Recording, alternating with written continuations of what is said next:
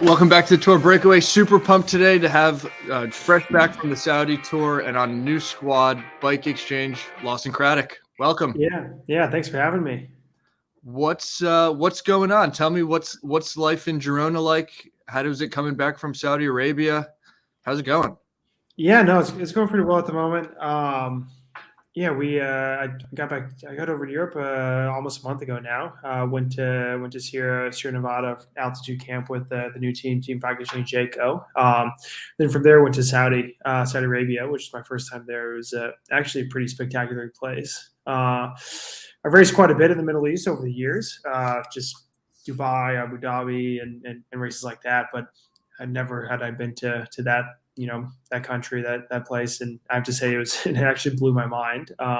You feel like you know what you're getting into, what to expect with the landscape and what everything looks like, and just the overall area. But yeah, Saudi was completely different. We're in Alula, which is a pretty small town, but it's growing quite a bit, and then we just had a really great week there. It helped that the race went really well. We won 2 stages with Dylan Groenewegen. But it was pretty spectacular and definitely a race I'd love to go back with. But yeah, no, it's been good and definitely a great start to the season. And I'm looking forward to glad to get the ball rolling there and looking forward to keeping it going in the next couple months. Yeah, we see usually season openers like UAE Tour and such, and that race also known for crosswinds and echelons. There was a day in the Saudi Tour that looked like one of the most horrendous, like not just crosswind, like block headwinds that I've ever seen. How was that stage? No, it was stage 3, and that was actually the first stage that Dylan won. It's just one of the most ridiculous days of racing I think I've ever done. From the very start, there was like a little bit of crosswinds, but the wind was so strong. I think it was gusting up to like 60, 70K an hour. And yeah, for the first like 15, 20K, it was like the perfect recipe for crosswinds. And then the next 170 were just a flat out headwind. But because of that, the Peloton these days, we just race as hard as we could. The race flew to pieces in the first 20K, and then it took, I don't know, another couple hours, 2 or 3 hours of racing full gas before it actually started to come back together. And but yeah, I mean, I remember looking down and averaging like 350 watts for like 2 hours almost, and our average speed was like 35K an hour, which on a flat road, this just like never happens, But yeah, that was it definitely made for exciting racing. Sometimes you never know what you're going to get when you go race in the Middle East. Sometimes the races are just so easy that you actually feel like you're like losing a little bit of fitness going there. But definitely not at Saudi. The Peloton was pretty high level. The racing was quite dynamic, and it was good, fun, hard, clean racing. Awesome, love it. Yeah, and it was definitely good to see the success of the team, like you mentioned. I mean, you're new to the team. Dylan's also new to the team, coming up from Jumbo Visma. So, like, how was that just getting off to such a strong start with a couple guys that were new to the squad? Yeah, for sure. I mean, these early season races are becoming more and more important for more than anything, just building confidence and the chemistry amongst the team. So I think a lot of that was the big goal there at Saudi. Obviously, yeah, we wanted to go there and win sprint stages with Dylan. But we also, Dylan is, arguably one of the best sprinter in the world, and so you do need a team around him to help deliver him to the line in perfect position. So a lot of it, and we saw the first day that we pretty much really screwed the lead out of. How important it is for everyone to actually know each other and know how they race and figure out everyone's roles and what they can do to deliver your leader to the line perfectly. But yeah, I mean, it was really good. We had a tough first stage, and then we kind of went back to the drawing board after that and said, okay, this is what we did wrong, and kind of realized, okay, these are the small things that we can actually do to make a big difference. And you see what we did on stage 3, where in stage 5 and the last stage that we actually kind of did things more or less to perfection. and also that being said, there's always going to be little things that you can work on and work to get better. A race like Saudi, it's the margin for error is a little bit bigger than say Paris Nice or the Tour de France. So, but it was really big for us to get a couple of those wins like right off the back and build the confidence. I think coming out of the Saudi, I think Dylan can really believe that okay, he's in the right place to have success, to win sprints, and he can trust to the people around him. Totally. And how do you practice for that? I mean, it looked pretty dialed in even on the Saudi tour with you guys just doing that for the first time. In the weeks leading up or at camps, do you have that squad that was going to be at that race doing a simulated day with the progression of final 10K for how you're going to run through the guys? Like how do you get to that point where on your first tour you're able to execute Yeah. that? Yeah, it's actually it is really tough. We were pretty fortunate that I think everyone on this team they've worked with top sprinters in the world in the past. It's been a couple years, but yeah, Caleb Ewan was here, Michael Matthews was here, and those are guys that were winning Tour de France sprint stages. And so yeah, I mean, there's a little bit of rust on it, but a lot of the guys that have been on this team have been here for quite a long time, and Yeah. they have been in that situation before. You can try and practice it in training, but at the end of the day, when you're not actually fighting for position, that's the tough part in these finals, is finding your way, navigating your way through the peloton to be there, because at the end of the day, yeah, if you just stick someone on stick the sprinters on one road on a training camp and then say sprint, you're going to have a pretty similar result every time. But the difference between winning and losing at the biggest races is actually a lot of times the team behind the sprinter.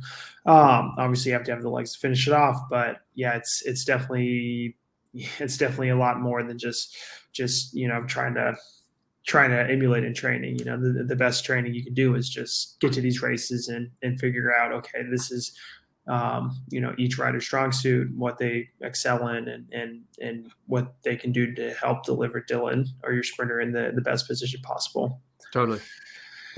And so big, new season, new team for you. And Dylan, like you said, you got a lot of guys who've been there for some time, making the transition, coming over from what was Cannondale and then EF for what was a big chunk of your career, I think 6 years.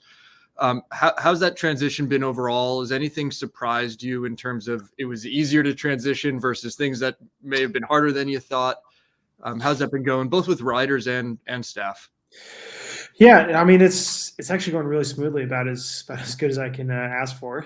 Yeah, like I said, I'd been at EF and that organization for 6 years, and yeah, I became extremely comfortable there. But yeah, I think the change for me this year is actually really exactly what I needed, to continue to actually progress in my career and do the things that I want to do.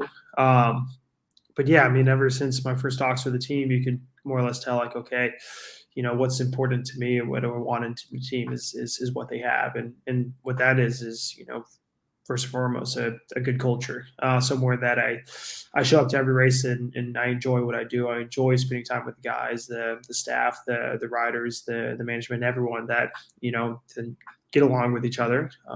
I think everyone's really seen that in Bike Exchange and the different iterations of the team over the last 10 to 12 years is that they do have quite possibly one of the best cultures in professional cycling. They train hard, they work hard, and I think this is the Aussie mentality, but they love to play hard, just as much. And I think for me, I do have a similar mindset when it comes to that. So I really feel like I'm fitting in really well here. Yeah, it was only my first race with the team in Saudi, but actually I feel like I've been here for quite a while. So yeah, definitely always been happy with my decision, but now that we've got the season started, I'm even happier. That's awesome. And so that's super interesting that a lot of that decision is, how it meets your goals and the things that you led with in terms of what's important to you is team culture. What else goes into those discussions when you're thinking about switching teams and fit on there for like personal objectives on the bike? Like what were those discussions like for you and the team, and how does that look for like the year ahead? Yeah, for sure. Yeah, I mean, there's definitely a lot of it's a big jump changing teams. I mean, this is basically my family outside of my family, the people that I'm gonna go into races with for the next 2 years. And obviously, as a professional athlete, I want to get the absolute most out of myself, as well as be there in a great team atmosphere that gets the most out of all the riders. And I think we are in a sport that not every team actually offers that. And if maybe they do, but obviously it's going to appeal to different riders in different ways. For me, I mean, just obviously talking to the team and knowing what they were doing, and knowing also kind of the rider that they're looking for. I mean, it's just the felt really, really organic at first, and it's continued to do so. And it was also really great the first time I jumped on the phone call with the sporting side of the team. They just asked me like, "Hey, like, what do you want to do?" And I hadn't been asked that question in a long time.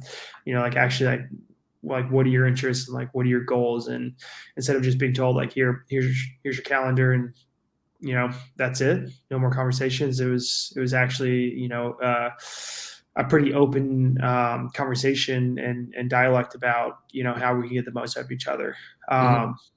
So that was something that really opened my eyes and really appealed to me. So I'm really happy to be here. We're now in, what is it, beginning of February, middle of February. So what's next on the calendar is probably opening weekend for me, and those are some races that I'm actually pretty keen on doing. Mhm. I Sweet. have raced in that area of Belgium and outside of the World Championships last year, and in my entire professional career almost. So really excited to be heading back and giving them a go. Awesome. Awesome. So I guess backing up a bit again, kind of from what went on pre-bike exchange, your time with EF, which was so formative in your overall career. I mean, right when you joined them, you got in the Tour de France 2016, and then the epic 2018 Tour de France. I mean, certainly probably didn't feel epic, but for fans of cycling from the US in particular, seeing there's the tenacity that you brought to that tour with with the broken shoulder and working all the way through it. When you think back on that part of your career, the time with EF, like what was the highlight of those 6 years for you? Yeah, I mean, it's actually really hard to pinpoint one moment as a highlight. But yeah, I mean, I am very, very proud of what I was able to accomplish while I was there. It was a great organization for me, and at the time it was kind of the perfect place for me to grow as a cyclist and as a person.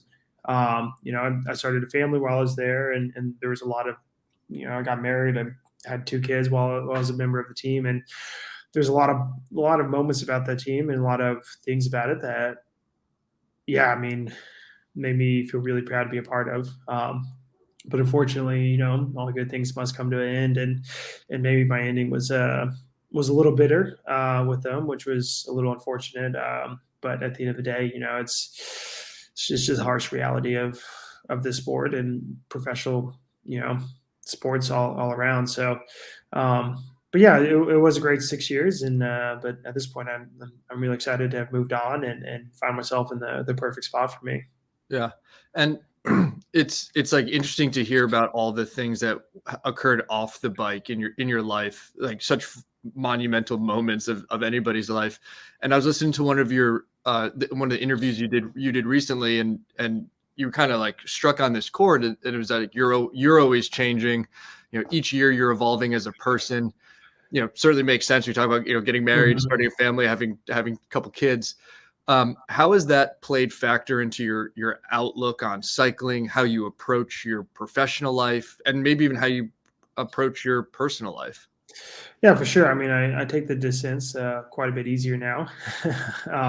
Just, yeah, but there's definitely been a lot of eye openers for cycling, especially since having kids. The big thing, I mean, you realize once you have kids, it's that you're actually just no longer doing it for yourself. The sport can make us pretty selfish at times. I basically forced my wife just to give up her career and move over to Europe, and with the sole reason of supporting me.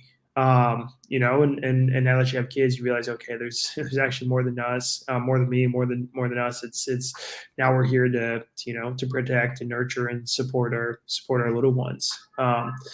But yeah, I mean, a lot's definitely changed in terms of cycling. When I first started my career, I was like, oh, I just want to do this forever, maybe do it till I'm 40 or even beyond. And these days, maybe not so much. Maybe it's just because the sleep deprivation and always chasing after two kids. But I'm starting to get a little tired. But no, I feel like I still have a couple good years left of me, and yeah, I feel like I'm in a really good spot. I think the family adds that balance to the sport that you almost need, to where it's not just cycling 24/7, just eat, breathing, and sleeping. Sport. You're actually focusing on other things, and I think in a lot of ways that actually um, opens ourselves up to just a more constructive and better lifestyle. Yeah. You bring a really balanced and like holistic perspective to cycling and life. And you had pointed out that you saw the talk last week with Brent and the work he's doing with the Pro Cyclist Foundation. Just curious for your take on that. How big are those gaps in cycling, and how important is the work that the Pro Cyclist Foundation and the contributions from the Black Swift group are to the cycling community on the professional side? Yeah, I mean, I think that's something that is actually really, I don't know. I think it's really exciting at the moment to have. I've been in the sport for almost my entire life. I've been racing in Europe for almost 15 years now, and it just seems to be like the biggest issue that we always run into is funding. You look at the national team these days. There's very little races that they do. Maybe one or two races a year that the U.S. national team, U23 and junior team can go do. Whereas when I was growing up, there was a whole season that I could spend in Europe and have the house and be supported and whatnot.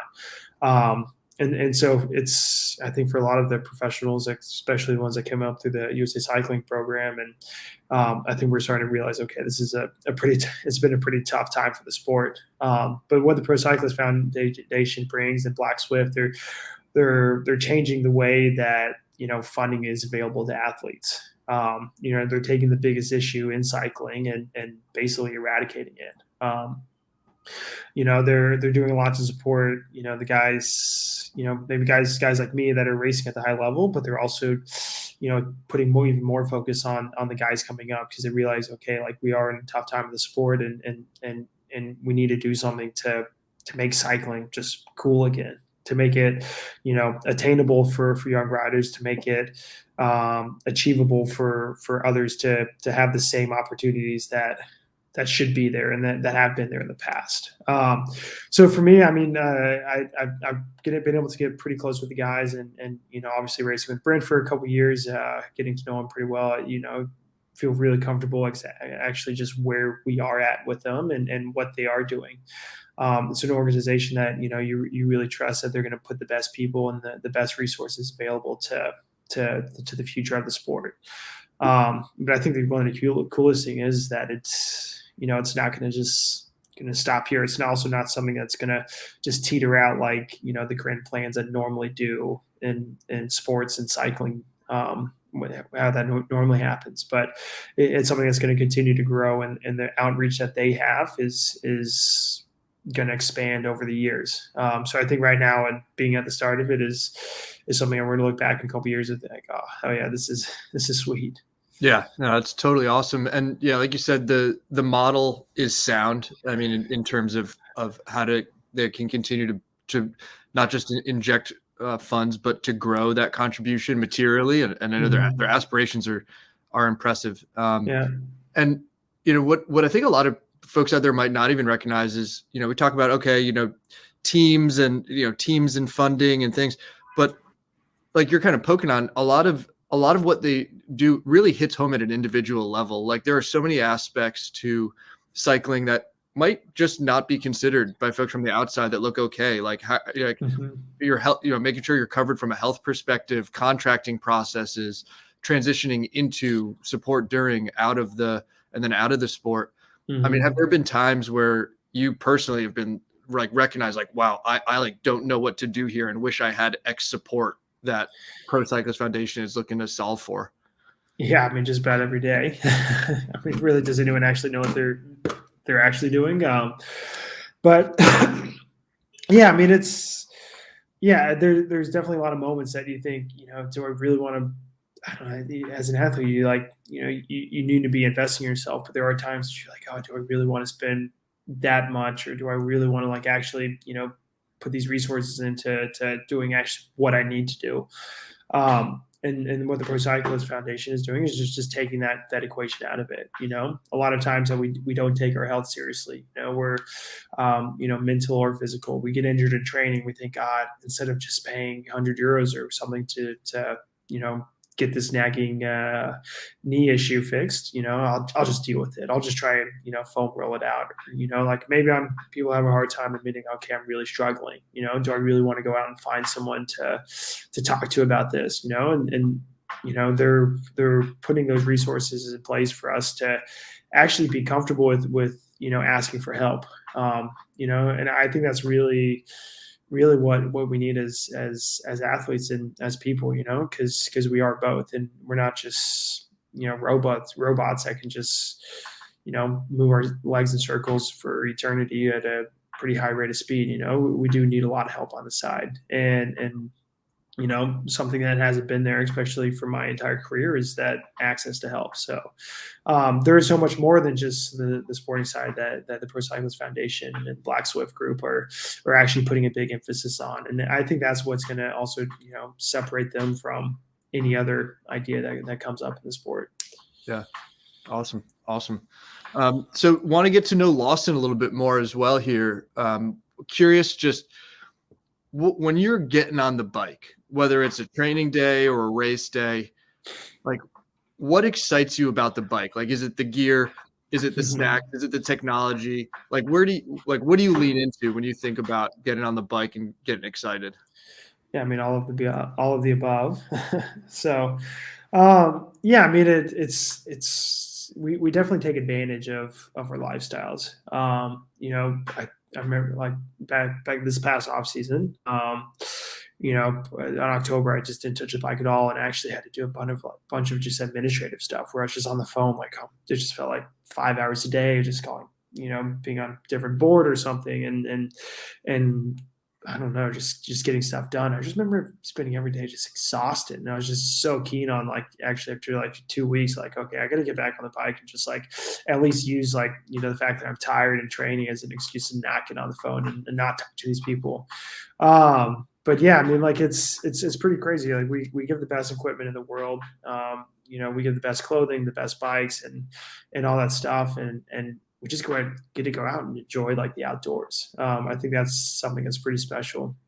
Especially sometimes you get cooped up inside for a couple of days and you realize like, oh God, I just miss sunshine and how important it is to get out there and feel the wind in your hair and just enjoy it. So I think for me, that's something that I really enjoy. I enjoy exploring around where I am, and I also just really enjoy pushing myself to the limit.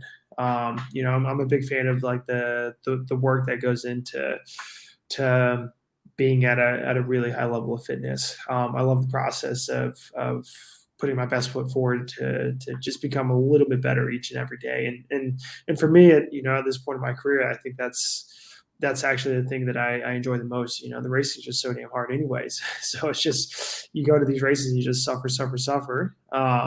At least in training, it's like, you're the one making yourself suffer. So I enjoy that. You exude that. Like when you watch Lawson Craddock race, you just get this vibe of like, that's a racer's racer. This is someone who's like a glutton for punishment. Like what is it inside you that gives you that drive that manifests itself in that just like kind of desire to suffer and be Yeah. so tenacious? Yeah, I mean, I think it's just the Texan in me. That's how we grow up in Texas. You just push yourself to the limit, and yeah, I think maybe in terms of physical talent, I'm probably not one of the best guys in the world, but I think in terms of actually pushing yourself and pushing yourself past that line. I think that's really what I've actually been able to not perfect, but to work on in my cycling career. I really enjoy the days that you get off the bike at the end of the day and you get in the bus and everyone is just absolutely fried, terrible weather, just racing in the freezing cold and the rain and crazy wind. And you've just been flat out for 5 hours and you can't even feel anything. Maybe I don't enjoy those, but I just maybe dislike them a little bit less than the other guys. And I think that's just kind of my calling to the sport is just, when the shit hits the fan, I'm still the one there that's cleaning it up a little bit, I guess. Yeah. Well, that work hard mentality that will transcend your life. So like when you're not racing, like when you've got that kind of quiet month in the off season, how do you scratch that itch, or do you go nuts? Like how does that manifest itself when you don't have the bike under you? Yeah, it's one of those things, you almost look forward to the off season for like 2 or 3 months at the end of the year. You hit kind of like July or something, you're like August, and you're like, oh man, I'm ready to take some time off. And then maybe about 5 days into the off season after not riding, you're like, God, what am I doing with my life? You definitely miss out like, a sense of direction of waking up in the morning and having a clear objective and trying to figure out, how to be productive. But yeah, I mean, it's also it's good to have that bit of balance and kind of take some time away and also realize, okay, like this is what I really do enjoy about the sport, and these are things that actually I love working hard on. But yeah, I mean, my wife definitely, in turns, once we come in October, it's like she has 3 kids to take care of and prevent from ruining the house instead of just the normal 2 that we have. So energy levels definitely come back after a couple weeks off the bike, but yeah, they do deplete pretty quickly too once they start training. Yeah, yeah, I bet. And so then they're in Girona. Girona is like one of the main capitals for pro cycling, Yeah. from a live perspective. What's your crew like? Who do you get out with for rides? Yeah. No, I've been in Girona now. This is year 9 for me, which is actually pretty crazy, and the town's definitely changed quite a bit. But I think a lot of ways it has changed is for the better. But yeah, I mean, it is funny, you come over in the spring and you have grand plans of kind of meeting up and catching up with all your teammates and ex teammates and friends that you haven't seen all off season, and then all of a sudden the season starts and everyone just completely goes their different way, and you almost don't see anyone. But yeah, I mean, I've got a really good support crew here. The one thing about having kids is you realize that you become pretty good friends with people who have kids more or less the same age as you. So we have a pretty good crew here that supports us and yeah, can get along with. The other side of that, there's also guys that I've known and raced with for 10, 15, 20 years almost. Guys like Nate Brown, Gavin Mannion, fellow Americans that are here in Girona as well. And those guys I teammates as juniors. So it's always great to come over here and kind of like for the only time, like we're all actually in one spot together, and sometimes it's actually too easy to meet up with someone. Yeah. But yeah, it's good. We're big fans of living here. Awesome. And what are your guilty pleasures on the bike from a fueling perspective? Not everything's a branded energy gel. What do you like to pack? Yeah, I mean, just being a Texas boy, my go-to, especially when only when I'm in the States, is Dr. Pepper and a Reese's. It's actually like my main motivation for getting on a bike in like November and December. Is like every ride is on a gas station is a can of Dr. Pepper and a Reese's Fast Break or king size Reese's cup or just something like that. Peanut butter and chocolate is just like my absolute dream. So yeah, I mean, it's funny, I can slam one of those or slam those and I won't even yet. Like I just feel happy and fueled for the next like 3 hours. But definitely my go-to. That's heavy. Those are heavy choices. Usually you hear like the Haribo gummy bear, stuff like that. Yeah, no, I mean, it's funny. We're always here for Easter, and hopefully we can get like with COVID, it's been tough, but hopefully we get a visit over to Girona like sometime in March or April. And the one thing I request is a Easter bunny. It's the only thing I ever want. Oh, that's awesome. That's awesome. And so let's take this to like the extreme. Like when you get to, Grand Tour, you're on like, you're deep in the mountains, like stage 17 of a Grand Tour, whether it be the Tour or the Vuelta, and like even more there, like late season. What are the like non-negotiables for you on those nights to like keep your sanity, like with a couple hard days left over a course of 3 weeks? Yeah, I mean, I think every rider brings an emergency chocolate bar to every Grand Tour. Actually, Grand Tour is probably more than just one. But I think the dream is you really want someone on the team to have a birthday late in the race. Maybe at the beginning of the race, things are kept a bit strict, and the birthday will come in, and it'll be a pretty healthy dessert. But I remember a couple years ago, actually, the 2018 tour. It was the Alpe d'Huez stage, or it was the day before the Alpe d'Huez stage. It was the second day of these ridiculous mountain stages in the Alps, and one of our teammates, Simon Clark, had his birthday, and our chef made it was like a massive plate of brownies that were just fresh out of the oven, and it was just like a huge platter of ice cream, and we all just went to town on it. And that was the year I had my broken shoulder, and I was just finishing with just like dead last every single day, barely making it through. And the next day was the only good day I had the entire tour. I was like still actually like able to like be up there, and started like Alpe d'Huez like almost in like the lead group of the peloton. I don't want to say it was only because of the brownies and the ice cream, but like it definitely didn't hurt. Yeah, it definitely didn't hurt. Yeah. That's awesome.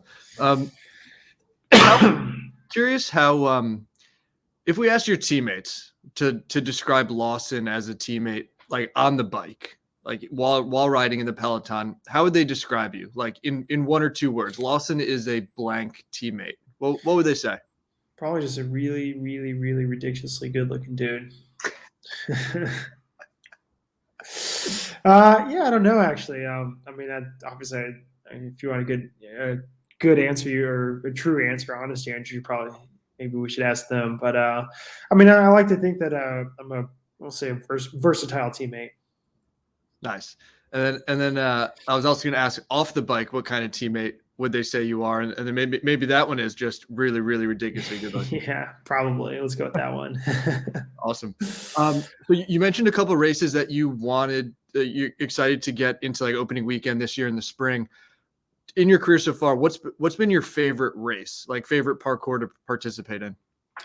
I think my favorite race that I've ever done is probably Vuelta País Vasco. It's in the Basque region in Spain, and yeah, I mean it's one of those races where the weather's absolutely terrible all year. It's just, or not all year, but like anytime the race is in the spring, it's just horrendous weather. It's freezing cold. It's raining the entire day. You're just on these tiny little goat paths going up climbs at 20%, and then just sitting down the other side. It's just madness. And it's almost like you do those roads and that weather and that terrain anywhere else in the world, and you would think this is just too much. But in that area, it's just exactly what you want and what you need. And for me, I mean, I absolutely love going up there and racing. I think it's one of the most beautiful places on earth. Be a pretty shit place to train, just maybe not great weather. It's funny, the more beautiful places, the more green they are, the worse they are for actually spending the extended amount of time there. But yeah, I have to think that's probably one of my all-time favorite races and places to go. And also we always do the race, and that region is known for having it's called a chuletone. But it's basically it's a kilo steak, just a kilo T-bone steak that's about like this thick, and they just bring it out, and it's so salty and cooked so rare, and it's just what the doctor ordered. That's awesome. I would certainly appreciate that coming out of Texas, a good proper steak. Mhm. That's awesome. Well, great having you. I get just looking again back at the year ahead. You mentioned a couple of things you're excited to be participating in with Bike Exchange, but if there's one thing that you're looking forward to in the year ahead, what are you most excited about? Oh man, that's a good question. Yeah, I mean, I'm really looking forward to just getting settled with the guys. I think on a personal note, I'd love to go back and defend my national championship title in Tennessee for USA Cycling National Championships this year. So yeah, I mean it should be a great year before that, and hopefully I can get some good preparation, head back to the States for a little bit with the family, and then yeah, defend the title. Awesome. Lawson, great having you. Good luck this season. Appreciate you coming on. Yeah, thank you. Appreciate it.